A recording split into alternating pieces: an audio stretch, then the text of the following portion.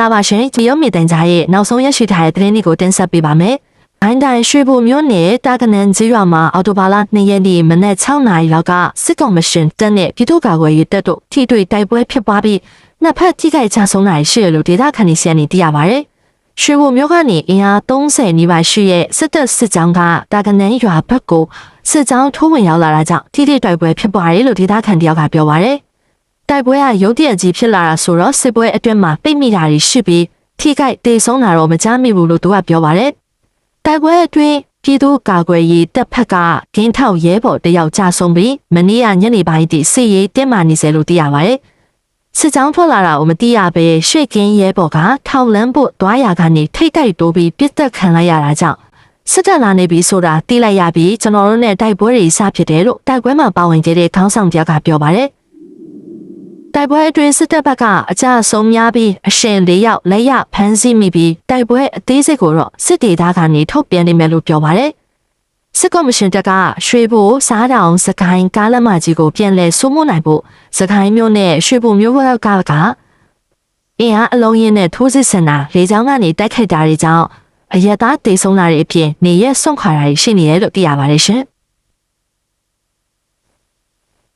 လက်လွတ်ထားရတဲ့ကြောင်မင်းမျိုးကိုပြန်ရသွားတဲ့စစ်တပ်အနေနဲ့တီဘောမျိုးကိုဆက်ပြီးတော့ထိုးစစ်ဆင်ဖို့အမတ်စနစ်စစ်စင်ရေးကုကဲမှုဌာနချုပ်စကခမှုဗိုလ်မှူးချုပ်တူရဆောလင်ဆိုကိုအော်တိုဝါလာတရက်နေ့ကတာဝန်ပေးလိုက်တယ်လို့စီရင်သတင်းရင်းမတေဆရာနေသိရပါတယ်။ကြောင်မင်းမျိုးကိုတိုက်တဲ့အထဲမှာတမတစ်တက်နဲ့အတူစကခစနစ်လည်းပါဝင်ပြီးမျိုးပြန်ရပြီးတဲ့နောက်တမတစ်တက်ဒူတက်မမှုကိုမျိုးပြန်တဲ့တိဆောက်ရဲ့အတွက်ထားပြီးတီဘောမျိုးကိုဆက်လက်ထိုးစစ်ဆင်ဖို့စကခစနစ်စကခမှုဗိုလ်မှူးချုပ်တူရဆောလွင်ဆိုကိုတာဝန်ပေးခဲ့တယ်လို့စီရေးသတင်းရင်းမြစ်က TVB ကိုပြောပါတယ်။အာနာသိန်းစားကတာချီလိစစ်ဗျူဟာအခြေကျပြီးတာဝန်ကျနေတဲ့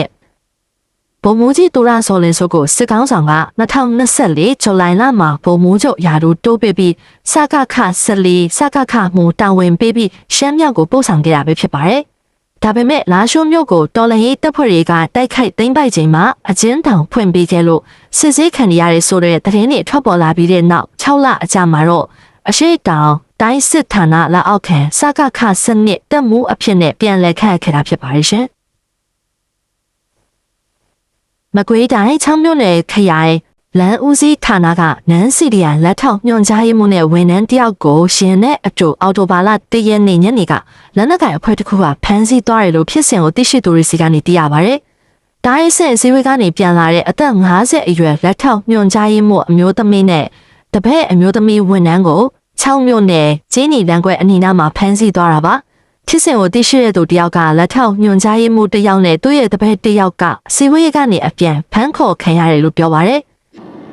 ရင်းနှီးကိုပိတ်ဆို့စစ်ဆေးနေတဲ့အမည်မသိလက်နက်ကိုင်အဖွဲ့ကဖမ်းဆီးသွားတာဖြစ်ပြီးတော့အော်တိုဘာလ3ရက်နေ့အထိပြန်လည်လွတ်မြောက်တာမရှိသေးဘူးလို့လည်းသိရပါတယ်။အခုဖမ်းဆီးခံရတဲ့နေရာမှာ PDF နဲ့တခြားလက်နက်ကိုင်အဖွဲ့တွေကမကြာခဏကားတွေဆိုင်ကယ်တွေနဲ့လူတွေကိုစစ်ဆေးတာတွေရှိပြီး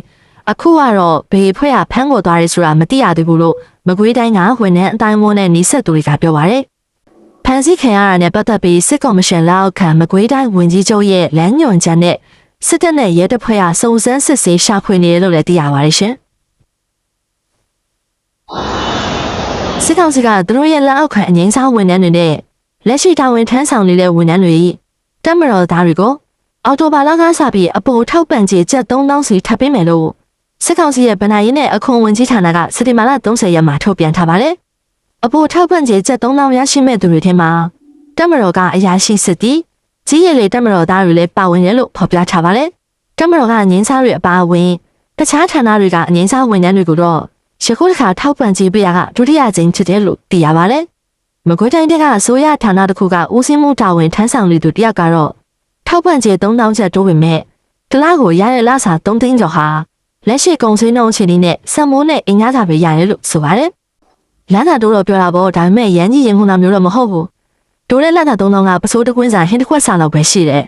။အခုခေတ်ကုန်စည်နှုန်းကကျဲကိုစင်းတစ်လုံး800စားစီတပူ3000ဝန်းကျင်မှာစီတပူဝယ်ရတာပေါ့။ဂျာပေါက်ရတဲ့ပြည်တဲ့လောက်ခံနေဝန်ထမ်းနဲ့စင်မြောင်းဦးစီးတောက်ကဝန်ထမ်းရုံးတွေကဂျာပေါက်ရတယ်သူတို့ကနားစာတိုးတာရောတာရန်ကြီးမထီရောက်ဘူး။စစ်ကောင်စီရဲ့လက်အောက်ကအစိုးရရုံးဖွဲ့တော်တော်များများက ကိုလောက်ပိုင်ခွင့်နဲ့ရုံးဆောက်ကအစရတဲ့နေနဲ့ပြည်သူစီကငွေရှာနိုင်တာမလို့လာစာတိုးတာလျှော့တာကတိတ်ခွာချမှုမရှိဘူးလို့ဆက်ပြောပါတယ်အခုလိုထောက်ပံ့ကြေးပေးတာကိုတော့နိုင်ငံသားပညာသင်တွားနေတဲ့ဝန်ထမ်းတွေကတော့တွားနေတဲ့ကာလအတွင်းကန်ထရိုက်ပုတ်ပြတ်အချိန်ပိုင်းဝန်ထမ်းတွေကတော့ရရှိမှာမဟုတ်ဘူးလို့သိရပါတယ်နေစားဝန်ထမ်းတွေနဲ့နေစားအလုပ်သမားတွေရဲ့လောက်ခကိုအလုပ်ချိန်တစ်နေ့၈နာရီအတွက်လက်ရှိသတ်မှတ်ထားတဲ့လောက်ခ4800အပေါ်မှာကျပ်1000စီနှစ်ခါအပေါ်ထောက်ပံ့ကြေးပေးခဲ့ပြီးဖြစ်ပါတယ်အခုတစ်ခါထပ်ပေးရနေဆိုရင်အစိုးရဝန်ထမ်းတွေကကျပ်1000နဲ့စုစုပေါင်း3000ကျပ်အပေါ်ရရှိတော့မှာဖြစ်ပြီးစုစုပေါင်းတစ်နေ့လောက်အားက9800ဖြစ်လာမယ်လို့ထုတ်ပြန်ချက်မှာဖော်ပြထားပါတယ်အခုလိုအာဏာသိမ်းစစ်ကောင်စီကဝန်ထမ်းတွေအငိမ့်ဆောင်ဝန်ထမ်းတွေကိုငွေကျပ်3000တိုးပေမဲ့လက်တွေ့မှာတော့အစမတန်မြင့်တက်လာတဲ့ကုန်စည်နှုန်းတွေနဲ့စက်တိုက်ဆိုသလိုထိုးလာတဲ့ငွေကြေးဖောင်းပွားမှုတွေကြောင့်လူတို့ကလက်တွေ့မှာဝင်ငွေနဲ့ထုတ်ငွေမမျှတာကိုခံစားနေကြရတာအချိန်ကြာမြင့်နေပြီဖြစ်ပါတယ်။အာဏာသိမ်းထားတဲ့၄နှစ်ကျော်၅နှစ်တာကာလအတွင်းဝန်ထမ်းတွေကိုတိုးပေးတဲ့ခံစား권ဟာမြန်မာကျပ်ငွေတစ်သိန်းမပြည့်သေးဘူးလို့လည်းဝန်ထမ်းတွေကပြောကြပါတယ်။ဓာတ်ဆီ1လီတာကိုကျပ်1000ဝန်းကျင်အချိန်မှာအခြေခံလစာ3,800ဖြစ်ပြီးအခုလိုဓာတ်ဆီ1လီတာကိုကျပ်1000ဝန်းကျင်ဖြစ်တဲ့အချိန်မှာလစာ3000ကျပ်တိုးပေးတာဟာသုံးမဝင်နိုင်ဘူးလို့ကချင်ပြည်နယ်ကစီဒီအမ်ဝန်ထမ်းတယောက်ကသူ့ရဲ့အမြင်ကိုပြောပြပါတယ်။ဓာတ်ဆီ1လီတာကို1000ဝန်းကျင်ထက်မှာအခြေခံလစာက3,800အခုဓာတ်ဆီ1လီတာကို1000ဝန်းကျင်ထက်မှာအခြေခံလစာက2,900ပေါ့နော်။ဆိုတော့ဒီကုန်စည်နှုန်းကကျတော့ကျွန်တော်တို့ကချင်ပြည်နယ်တို့ဆိုရင်ဒါမှ10စားလောက်တက်တဲ့အနေအထားမှာသူတို့ရဲ့ဒီလစာကဘာမှမရှိတာလို့နော်ဒီလောက်တိုးတယ်ဆိုတာလည်းဘာမှသုံးစားလို့မရအောင်ဆိုတော့ခွေးဝမ်းတာအောင်ပေးလေကြားတယ်လို့ပဲမြင်ပါလေကျွန်တော်တခြားဘာမှတော့ခံစားမှုတော့မရှိပါဘူးအာနာသိန်းနဲ့2021ခုနှစ်ကနေလက်ရှိအချိန်အထိအခြေခံကုန်စည်နှုန်းကလည်း90ရာခိုင်နှုန်းကျော်နှစ်ဆကျော်လောက်ဈေးမြင့်တက်လာတာကိုတွေ့ရပါတယ်ခုနှစ်2025ခုနှစ်ထဲမှာဆိုရင်ငွေကြေးဖောင်းပွားမှုတန်ဖိုး inflation rate ဟာ34.1%ရာခိုင်နှုန်းထိတိုးလာနေတယ်လို့ကမ္ဘာ့ဘဏ်ကထုတ်ပြန်ထားပါတယ်ကျွန်မဒီနေ့ပါကရဂရနီဒေတာဖေခုံမြို့နယ်ထရူရှိုမြို့နယ်နဲ့ဒီမော့ဆုံမြို့နယ်နောက်ဘက်ခြမ်းမှာရှိတဲ့စစ်ပေးဆောင်စခန်းတွေကိုထောက်ပံ့ကူညီပေးမယ်တို့ဒီနေ့အတွင်းတိတိတတာနေပါလာနေတာပါဒါကြောင့်အချို့စစ်ပေးဆောင်ပိသားစုတွေမှာနေ့စဉ်ဟာရအတွက်စံပြုတ်တောက်နေရတဲ့အခြေအနေတွေနဲ့ကြုံတွေ့နေရတယ်လို့ဒေသခံတွေကပြောပါတယ်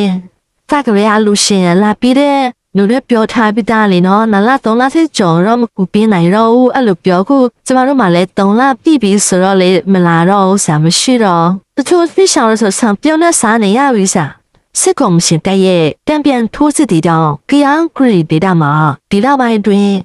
စစ်ပေးဆောင်ဟူရေးတောင်းတဲ့ချီပြီးတုံးများလာနေပါလေအချို့စစ်ပေးဆောင်စခန်းတွေမှာဆိုရင်ဆန်ရိတ်ခါလုံးဝပြက်လက်နေတယ်လို့ကိုကြီးနေတွေကဆိုပါတယ်သူအလူရှင်အဖွားတွေလည်းတိတ်မလူနိုင်ကြတော့လုံးဝစံပြက်လက်နေတဲ့စခန်းတော့များတယ်ဒီက6ခုရှိရဲ့ကရန်ဂရီနီဒေတာတွင်စစ်ကောင်မရှင်တဲ့ရဲ့တံပြန်ထိုးစစ်တွေကြောင့်ငွေဦးဒေါ်လာရဲ့အင်အားစုတွေနဲ့တိုက်ပွဲတွေဖြစ်ပွားနေပါတယ်တိုက်ပွဲတွေကြောင့်စစ်တပ်ကအာဏာသိမ်းတဲ့2021ခုနှစ်ကစတင်လို့အခုချိန်ထိဂရနီဒေတာမှာစစ်ပေးဆောင်ဦးရေဟာ3သိန်းဝန်းကျင်ရှိလာနေပြီဖြစ်ပါလေကျွန်တော်ခွန်စောပါဖိလစ်ပိုင်နိုင်ငံအလဲပိုင်းစစ်ဘူပြည်နယ်မှာအင်္ဂါနေ့ညပိုင်းကလှုပ်ခတ်ခဲ့တဲ့အင်အားပြင်းငလျင်ကြောင့်အနည်းဆုံးလူ82ယောက်သေဆုံးပြီး200ကျော်ဒဏ်ရာရရှိတယ်လို့ဖိလစ်ပိုင်ပြည်သူ့ကာကွယ်ရေးရုံး OCD ကပြောကြားထားပါတယ်။ကယ်ဆယ်ရေးလုပ်ငန်းတွေကိုဆက်လက်လှုပ်ဆောင်နေချိန်မှာငလျင်တဲ့အဆိုးရွားဆုံးကြုံတွေ့ရတဲ့ပိုကိုမျိုးကအသက်ရှင်ကျရတဲ့သူတွေကနေရာအနှံ့ပြားမှာဓာတ်အားပြတ်တောက်မှုတွေနေအိမ်တွေတဆစ်မှုတွေနဲ့ဆေးဘက်အဆောက်အဦတွေလည်းမနိုင်မနှင်းဖြစ်တဲ့အခြေအနေတွေနဲ့ကြုံတွေ့နေရပါတယ်။နောက်ဆက်တွဲငလျင်တွေလည်းဇက်တိုက်လှုပ်နေရကြောင်းအာဏာပိုင်တွေကရှာနဲ့ချီတဲ့ငလျင်ဒုက္ခတွေအတွက်မိုဘိုင်းမိဖို့အကြောင်းတွေကိုလည်းစီစဉ်ပေးထားပြီးညအချိန်နီးလာတာနဲ့ညယာယီရက်စစ်တာပေးနိုင်မှုကိုအချိန်လို့ပြီးတော့လှုံ့ဆော်ပေးနေရလို့သိရပါတယ်။အစောပိုင်းမှာတော့အရေးပေါ်ကူညီတွေတင်ဆောင်လာတဲ့စစ်သုံးရင်တွေဟာစီဘူးရဲ့ငလျင်တန်တဲ့ဒေတာတွေစီကိုရောက်ရှိလာပြီးလိုအပ်တဲ့အထောက်ပံ့တွေကိုလည်းပေးရနိုင်ရပါတယ်ရှင်။ DVB ရုံးမြင့်တန်းကြားရဲ့နောက်ဆုံးရရှိထားတဲ့သတင်းတွေကိုကြည့်ရှုခဲ့ရတာပါအားလုံးကျေးဇူးတင်ပါတယ်ရှင်